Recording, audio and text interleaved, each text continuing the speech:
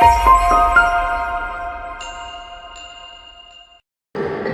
thank you very much for the introduction, and welcome to everyone that's attending this session.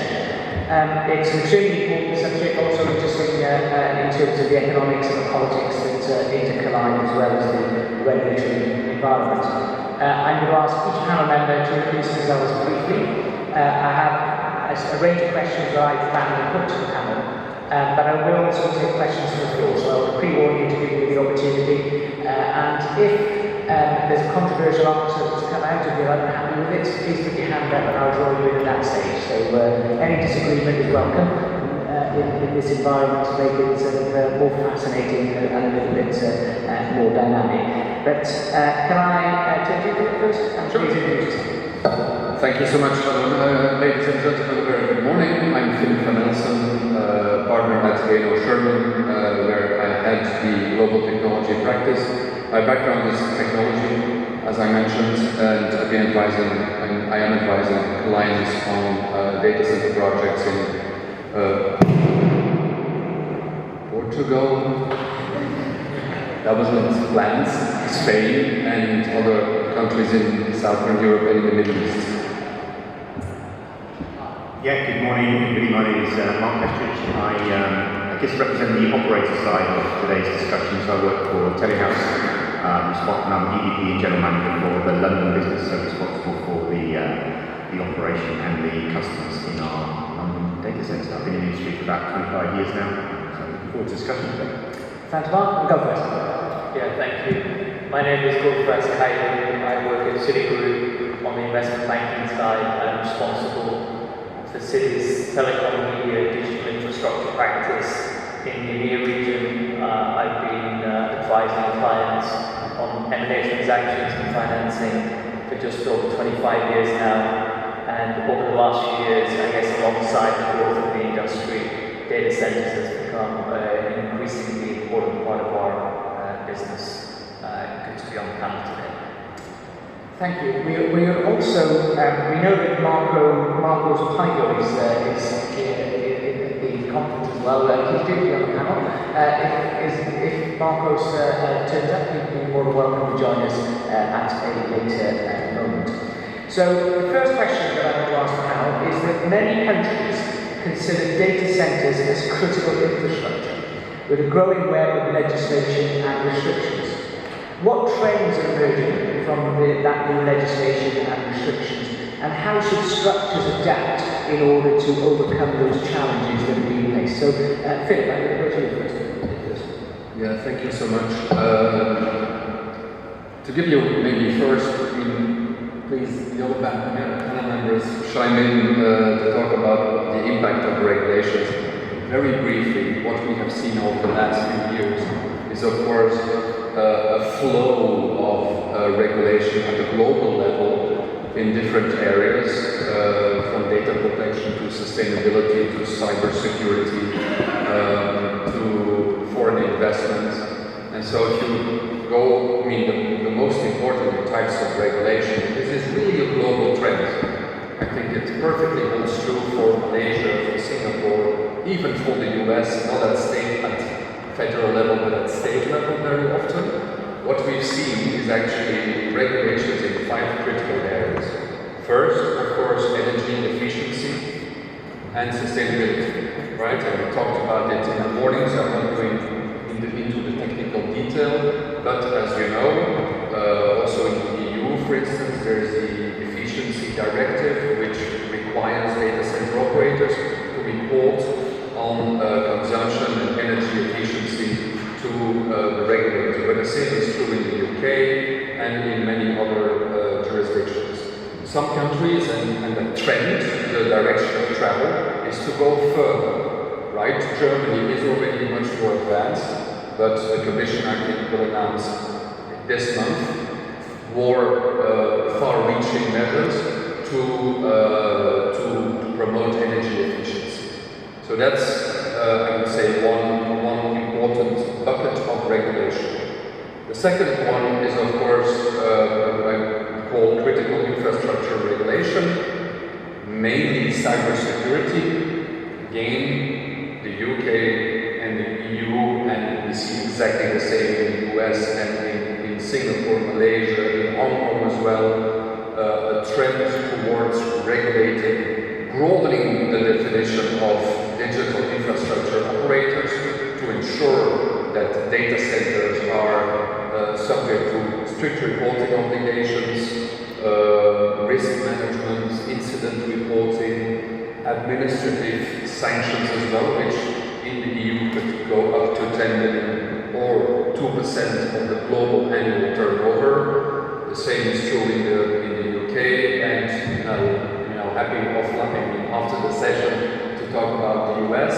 But even in the US, we'll have, as from the 1st of January 2026, much more stringent cybersecurity measures which will become mandatory. So that's, I would say, the second bucket.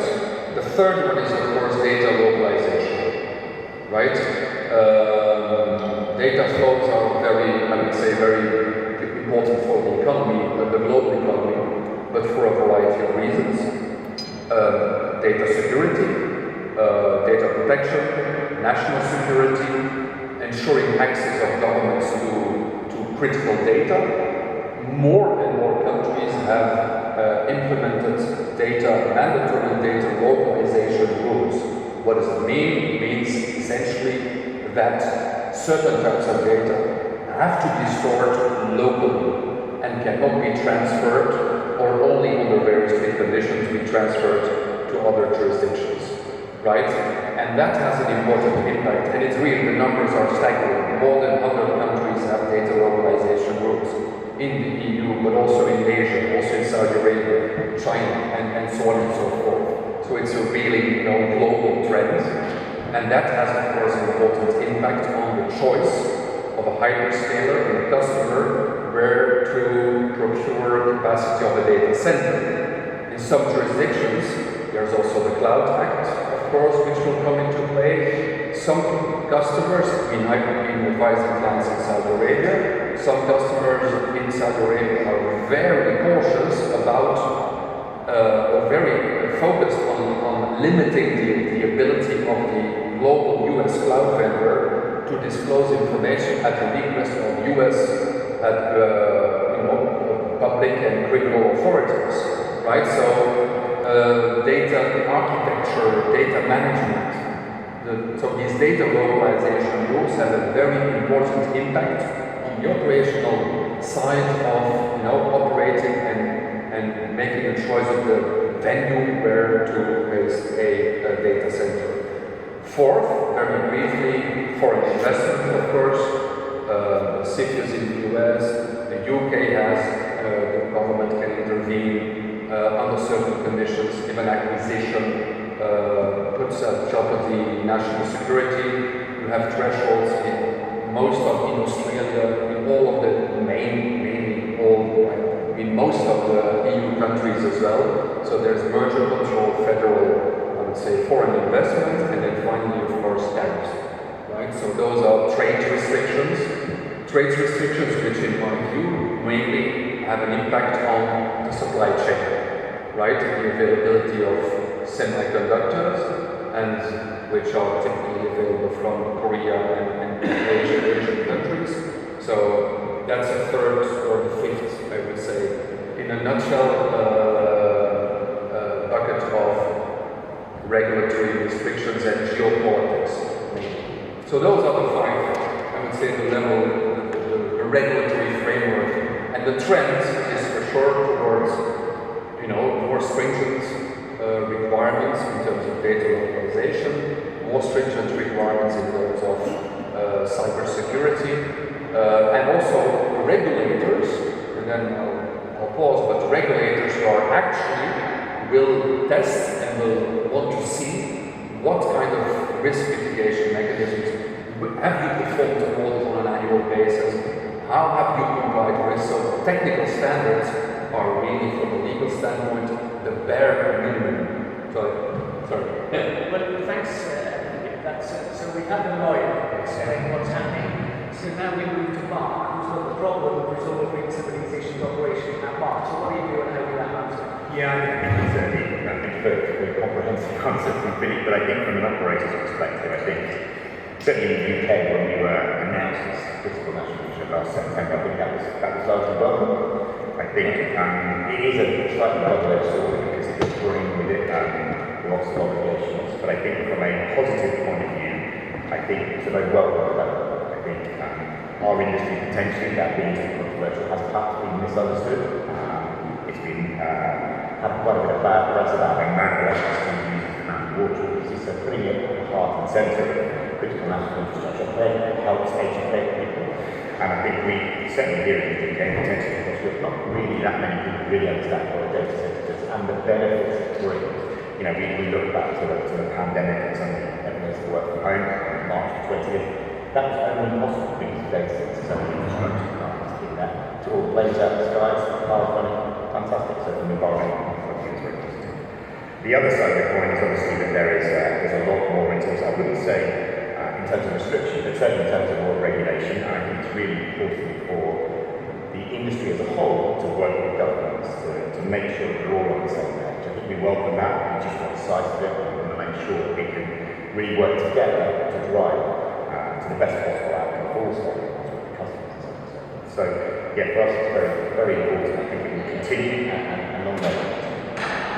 And I think, just to, if I may, give a very brief comment, we were talking about Spain and Portugal, big power outage. The impact has been very small to non-existent. So I'm not the type of person, type of lawyer who says, oh, it's over-regulated.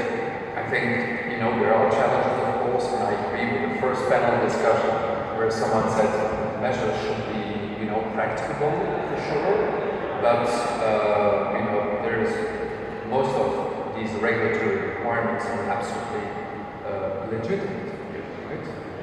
And also creates an opportunity for the data center industry. Data localization, what do we see on the ground? Clients wanting to open up. There was a lady saying, I propose to construct a data center in Wales or in Berlin. Well, that's big. Also triggered by government policies and data localization. No, there's a positive aspect. Thanks, Lucas. Definitely. I would highlight from my background the understanding is not brilliant in Parliament and with officials, and that's something I think the industry is going to continue to do, to invest in that, so there is a recognition without question of the importance of how it can be practical. So we've heard from the lawyer, we've heard from the operator, now we're going to talk with financier. So how do investors and how do you advise investors on strategy when there are challenges like this coming down the road because of the fear is scared and there's a demand or there's a radical politician newly elected that wants to get a handle on this? What's the attitude amongst investors and what strategies you introduce? Yeah, there's no question that this is having an impact on funding of data centers as well as M&A activity. My colleagues here have done a great job talking about the escalation as well as the evolution. I would emphasize the evolution piece, right on the back of COVID, we had all of the FDI legislation come in since then in the UK. We've had the National Security Investment Act, that's undergoing a potential revision. Now data centers are designated as critical infrastructure.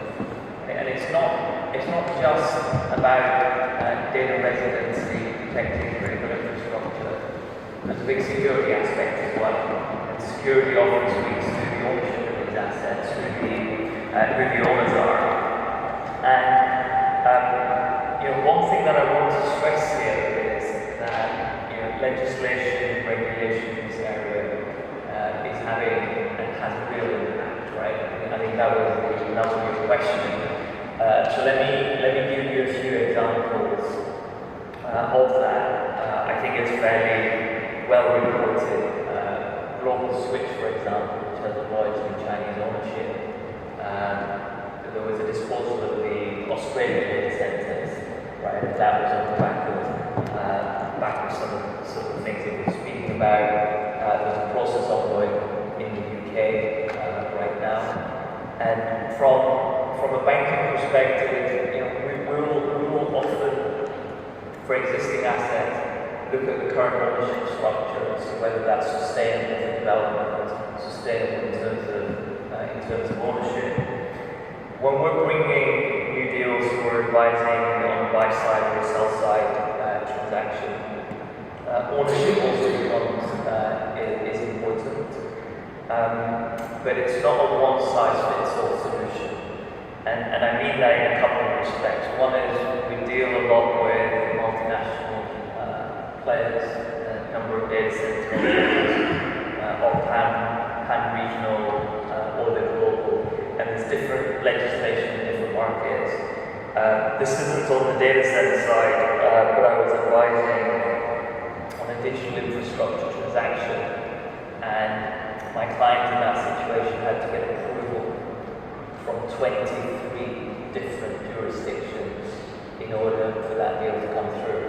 And the year or so it took for all of that to happen, that was a year where there wasn't any investment. There was a status quo that was very much prevailing. I think the other consideration here, and we had a lot of emphasis on the escalation of regulation. The evolution, it's continuously changing as AI legislation gets developed further and further. I think we're going to see more and more changes, I think, coming through in time.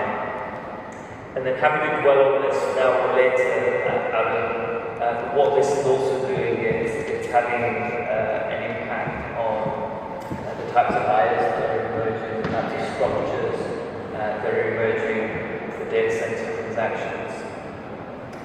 It's also to some degree, probably a lesser degree, but some degree having an impact on valuation levels as well. That's a question I certainly got coming up later. Welcome to Marcos. I'll introduce you, I'll ask you to introduce yourself in a second, but I want to follow up with a question to Gofrats, and please feel free, Marcos, to chip in before I come back to you with the base question. Is with all of this increasing regulation, and it's generally a good thing, we understand that the need for it, and it's to be at the centre of the government and the relationship is good. I was part of the cabinet when we started to go through the threat negotiations very early on in Theresa May's time. And there was a newfound freedom in some people's minds, but there was also then the need for an equivalence to be found between the UK and the European Union. So now that we're all legislating separately, not Europe will be one entity, but the UK, the US, and all the different nations around the world are legislating on this area and regulating on this area, are we seeing greater convergence of legislation or greater divergence of regulation, so that the outcomes and the measures are very different, or are they coming closer together now that governments are more maturely considering it?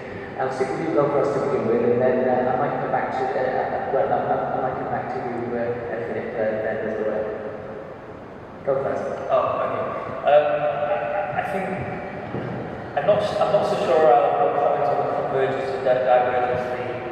The legislation is moving in one direction, which is it's increasing in intensity and it's increasing in scope, and that's a commonality across the board. There are some different perspectives. So again, I'll give you a couple of examples. In the UK, there was an inbound multi-billion-dollar investment into Vodafone. So this is communications, it's infrastructure, it's critical infrastructure. That's the same designation as data centers. The UK government said that investment potentially causes a national security risk, and there was a cap placed on the ownership. And that's a situation that I know well. In that situation, the investor decided not to increase its ownership beyond where it was. There was governance models put in place at the board when national security matters were being discussed. This particular shareholder had to recuse themselves. So there's that. There's the example that I gave earlier around certain shareholders where actually deals have been blocked. There's other situations where investors, rather than them putting in common equity, are putting different instruments so that they're not directly captured by the legislation. But the answer to your question is there's a general thrust in the direction of more and more legislation. You commented that in general it's a good thing. My experiences, pendulum can often swing too far. And to me, unless there is harmonization in legislation, unless AI is incorporating energy security, infrastructure security, and unless we're seeing that as a holistic pattern, it's getting way too complicated. Thank you. Get Mark to speak something to that. I agree completely, but I think one thing that we are seeing, especially in emerging markets like Brazil, and this morning a big thing happened in the country that just gives me hope. We just got approval for a campus for a scale for 5 gigawatts, escalating in the south part of the country. But my point is, the amount of investment that are being required to support these AI workloads is so immense that can transform countries. So what I was so especially, I've seen this in Brazil, I've seen this in Chile, and we are working in other emerging markets as well. We see what we're more attentive to understanding how to navigate on the regulation in a way to protect their sovereignty, but they also enable investments in their country. And I think investors need to deploy capital. This is their job. They need to deploy capital to return to their LPs. So I think I'm seeing the whole ecosystem work together towards a sensibilization of governments where to drive regulation and how to make it. AI is not something, a local challenge or a local problem, it's a global challenge. So I'm seeing more cooperation, and I'm really glad to see emerging markets like Brazil doing part of this, and I expect more collaboration. Different than in the past where you have regulations something to put countries apart. I think the AI will bring this to like this, a layer that we will be able to connect the dots between infrastructure, AI development, security, and citizens' progress in general. Thanks, Mark. That's really helpful. So, Philip, then, are we seeing this convergence as it being suggested, or is it diversion because there's so much new regulation coming? It's a super interesting question. I think the answer is quite nuanced. We are seeing conversion for sure when it comes to cybersecurity. In the UK, Brexit or no Brexit, and the EU have moved in the same direction of implementing robust risk management obligations.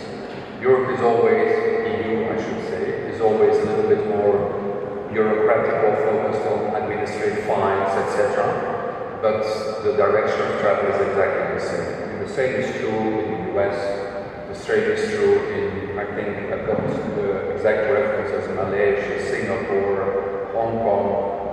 The direction of travel is more stringent reporting obligations on data center operators on cybersecurity. However, when it comes to data sovereignty, when it comes to regulating AI, I'm afraid the reality is very different.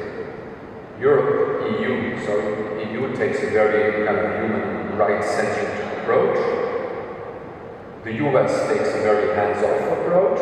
The Biden administration made an effort to develop something in between. Of course, the current administration, that has been taken off the table or will be taken off the table. And China takes a very state-centric approach to regulating AI and data. So we have geopolitically three completely different ways of regulating data and AI. Second point, when it comes to data localization, you have, depending on the nature of the country, very different types of data localization requirements. In some countries, it's a light way of saying certain types of data have to be stored here. In other countries, they say, well, all data needs to be stored locally and can't transfer internationally, so no data flows. So you have a lot of shades of gray, I would say, when we talk about data residency and data sovereignty, right? And in practice, I'm afraid, we see that every day actually. Clients ask us, and where do we need to store the data? Well, it depends on the type of data. Often you have regulators in not to traditional kind of Brazil, UK, EU, US. In some of those other countries, emerging markets, you have lots of different regulators with conflicting guidelines. So it's often a patchwork, even in those countries, to figure out, but the cybersecurity authority says you can't, but the tech supervisor says, please, you can transfer. So I'm afraid the answer is yes, assure convergence on cybersecurity, and that's a very good thing, because it raises the standard, but unfortunately not to the same level when it comes to data localization and when it comes to the regulatory approach towards, AI and data. Thanks, Philip. So, Marcus, can I come back to you? Because we've heard Philip mention the approach in the US and the approach in Europe and in some cases. So, my broad experience is that emerging nations or smaller nations will often look to a large state and take that as a template. So with your experience then, and some of the countries you've talked about, where are they looking? That was almost a year and a half working with the President government, but they simply followed the EU regulation. Absolutely. Copy and paste it.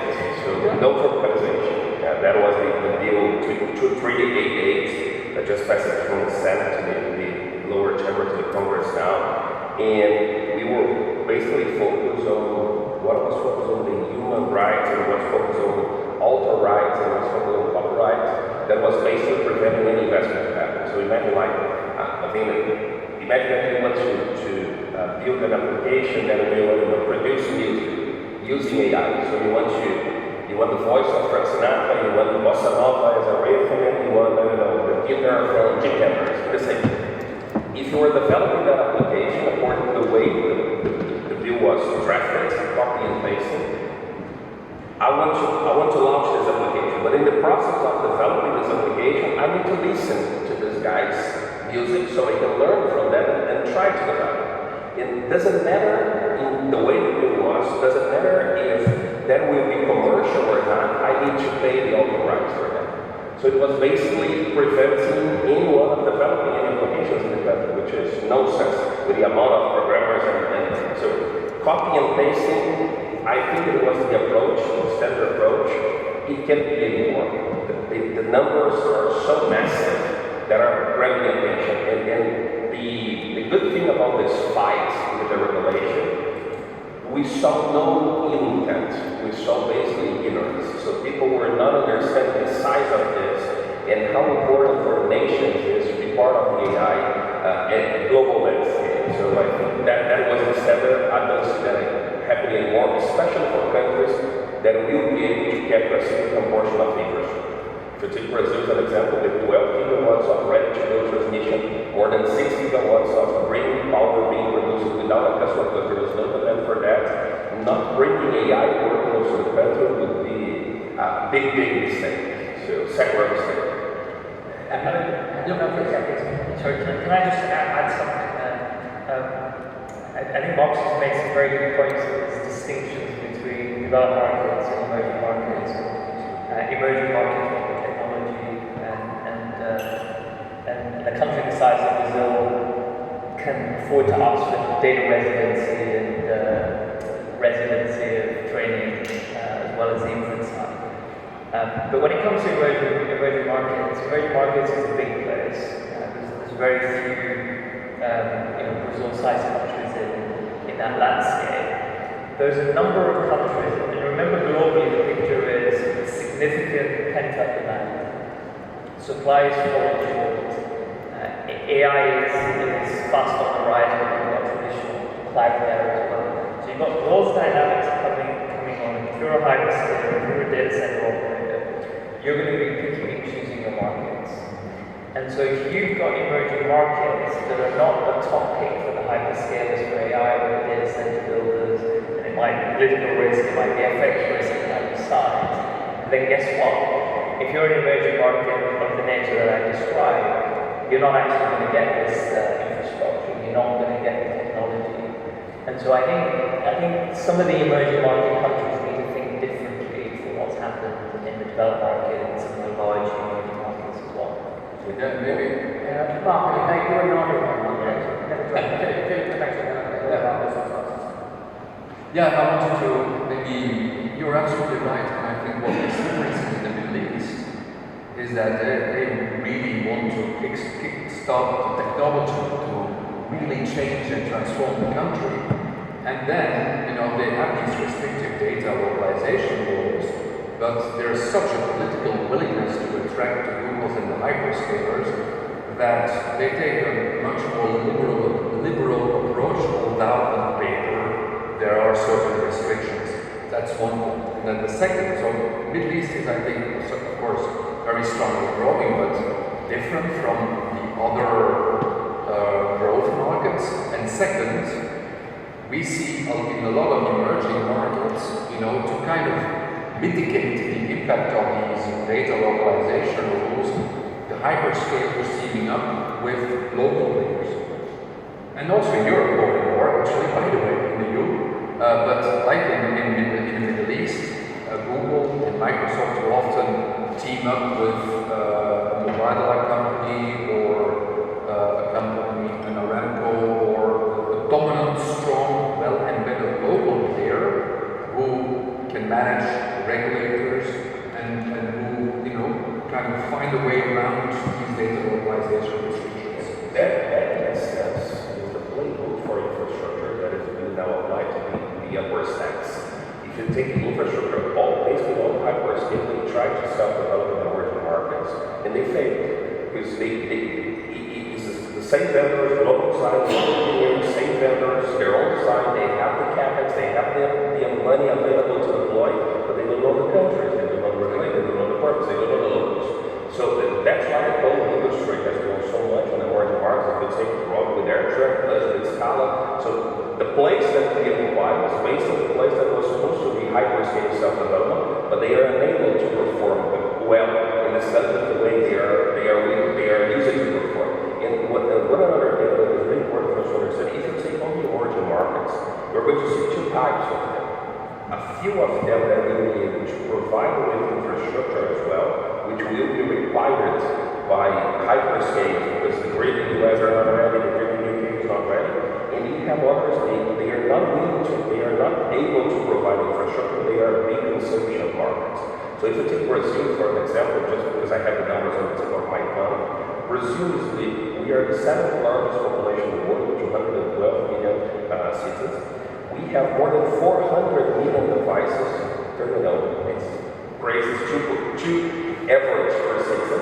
But when you take only social media, for you take TikTok, Facebook, Meta, etc., Brazil is between the first and the third largest market for them, which sums about 30 to 50% of their revenues comes from Brazil, but only 1% of their global infrastructure are deployed in Brazil. So, and we are seeing also countries using the regulation to attract this status, which is, if you are making money out of my country, offering services to my city, you need to deploy your infrastructure here, and you need to promote the ecosystem so we can capture the progress, not only using your services. And this is something that we are seeing governments playing a stronger hand as well with the hyperscalers and the off-takers. Thank you. Right. That was one question. I'm glad we made off with a different tangent. Please remember, if you have any comments to make or any questions to ask in the conversation, indicate that I'm trying to avoid you at those times. Right, I'm going to move on to a different question. I did have one related to it, but you'll probably take it back down So, can I ask a question? How do we build systems to meet resilience in cybersecurity? Should we embed advanced monitoring, auto-incident response, or multi-factor isolation to preempt regulatory demand? So it's associated with the last, but it's much more on an operational basis. Mark, you're our operational. I think, I'm happy to be shot down, but I think from a resilience perspective, I think the data center industry for a long time has really been very focused on this, whether that's from a mechanical or electrical perspective. It's really been at the forefront of everything that we've done. I mean, we talked about the Spain and Portugal issues recently, but also if you look at what happened in Ukraine very recently with the fire at the substation, there were 5 data centers that hung on the same substation. Not a moment of downtime for any of those data centers. Why? Because everybody is very much focused on dual fleets with different substation, making sure there's no single point of failure in the network. Really important. I think we've really embraced that last year. And why do we want that? Because our customers want a deployment that allows them to sleep at night and 100% uptime. So I think we're coming fairly well. And we'll continue to develop that. I think the cyber security piece is something that we're sort of like most others at the moment. I think from our point of view as an operator, we obviously our demand is the handover of the commanders, I think the handover. But cyber security starts at the firewall and goes all the way to the campus to the security fence. So I think all of the things that we talked about, we would absolutely welcome in terms of driving that physical security and the way we monitor that in conjunction with a number of the government bodies and so on. So can I ask you then, Mark, Yeah. is it possible to build these centres or to operate these centres in the expectation that legislation is going to change, but you don't quite know yet how that's going to change for the operation? So can it be sufficiently flexible to respond to the demands that the public and governments will make? It's a great question. I think construction of data centres is always one second guess it's going to come down the line. So, at the moment we're building data centres that will still be having capacity in 2030, 2035. So we're thinking about the workloads that are going to be in place there. So from a security perspective, absolutely, we need to be agile and flexible. And we spend a lot of time and a lot of money working on our security postures to be moving forward, looking at new technologies. And we just have to know we have to be adaptable and flexible. Because without adhering to the legislation, we won't survive. Marcus, what is your attitude to this subject about future legislation and from an operational perspective? Do you want to give us your answer? Then I'm going to come to Belfast to ask you how to invest in this. I think it's all about cooperation. We need to work together with government and with customers. We just, last week, we brought the finance minister to Palo Alto, and we put in a room all of bakers, vendors, bakers, the industry, so the government would listen from them what is required for Brazil to be perceived as a global destination area. When you look for the size of the population, the infrastructure availability, and etc., we should be here and not being as part of the tier 2 in the world with 100 each countries. And it was really nice to see when the government is open to receive feedback from those that are going to invest or bring progress to the country. We had one question that came from a guy from Meta regarding subsea cables, that when you look for the life for them, we should replace them. The ones that goes to Brazil by 2030, 2032, you should start bringing new subsea cables. That was one question, and today, yesterday, government announced a study group to focus on that. So it was really nice. That was based on our feedback to the government about competitiveness. Brazil, from a data center perspective, when you take the cost of power, the cost to build, and the cost to operate, we are already very competitive, similar to any North American market.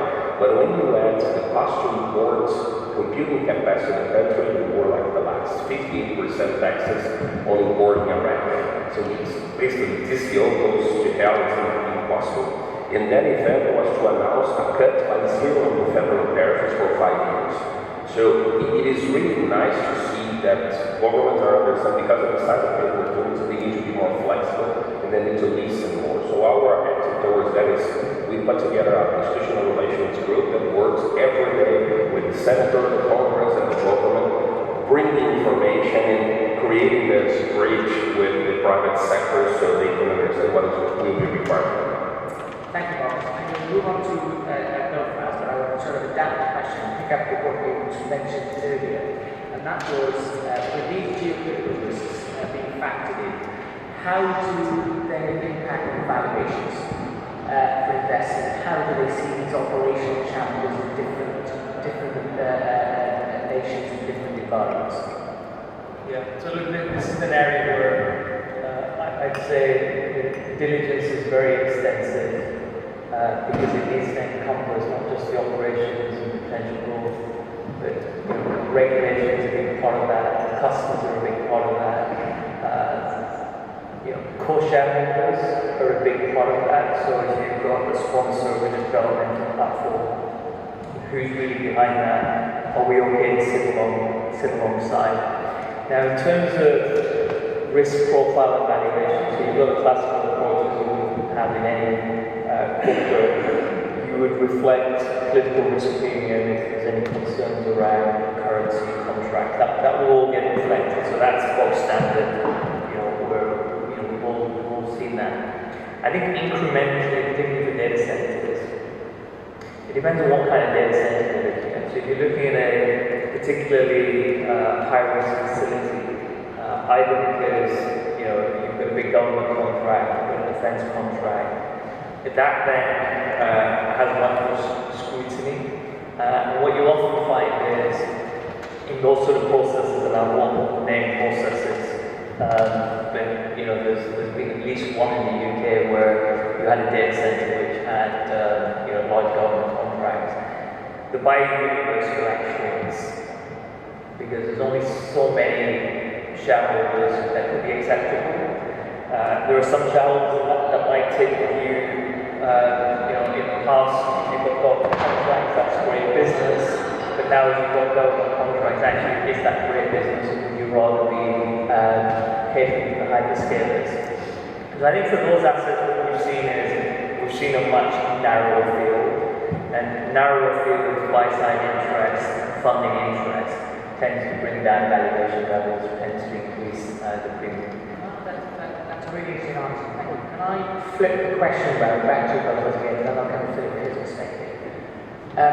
We heard a bit earlier about maybe the regulatory environment in, say, the Middle East and some of these nations might be different elsewhere because it's a bit more sort of flexible, a bit more nuanced, and get that. So, if I was a global investor, would my habit be to be a bit more open to investing there than maybe coming to Europe or to the UK, where maybe the regulation is maybe a little bit more robust? I don't mean that in any derogatory way to any other nation. So I've got a very simplistic view on this one, and it builds on what I was saying earlier, that demand is outstripping supply, and subject to energy availability, which is a big if. You're an investor, and you're going to pick the most developed markets, the most promising markets. You're going to continue to focus on the US, you're going to continue to focus on Europe. I think, and your question sort of originates from these viewpoints around the Middle East. I think the Middle East opportunity is different. The governments there are stretching themselves to bring investment on board to make the opportunity more enticing. So what are they doing? We've seen things like the data center operators are effectively allowing hyperscalers to outsource the data center infrastructure. What we're starting to see in the Middle East is funding not just the data center infrastructure, but at the actual GPUs that will go into the infrastructure. So there's capital that's being put to work. Another thing that we're seeing is, I would call it innovation actually on the regulatory side, which is things like I think the Saudis call them data embassies. So we were talking about the American market. You're not going to have the hyperscalers entering many of the neighboring countries around some of the larger countries in the GCC. And so the Middle East is saying, well, we'll house the infrastructure, and we will quote-unquote export AI, compute, and cloud computing near markets. So A, that's an opportunity for investors. B, we're going to amend our legislation to create these these embassies to create synthetic sovereignty around the data that may belong to other nations. I started using the term embassies. It's great about sovereignty. I've been giving signals over there. I did say I kept to the phone. So last 30 seconds reflect on what both has said about these embassies. Absolutely, I completely agree. Maybe on your question whether regulation on cybersecurity controls, the regulations do not impose a specific standard. They impose an obligation to have adequate security measures, and then you have all kinds of frameworks. Also in the UK, the NCSC Cyber Assessment Framework, make sure you comply with these frameworks, and that your controls keep on being refined, are not static, to document them. So I think, to your initial question, I don't think there's really an issue or a conflict, because the regulations, they impose, objectives, and you have EMISA and other bodies in the market, in the industry, who have defined standards, ISO and other standards. Make sure you document your compliance to those standards, and keep the controls refined, so that, at all times, you can say, look, I comply with these regulatory requirements, but they are, again, the minimum, not the ceiling, they're the starting point. Well, I've been given this final signal so many times that I want to embarrass to look that way. So can I say huge thank you to Philip, to Mark, to Gilbert, and to Marcos. Fantastic, really, really enjoyed the conversation.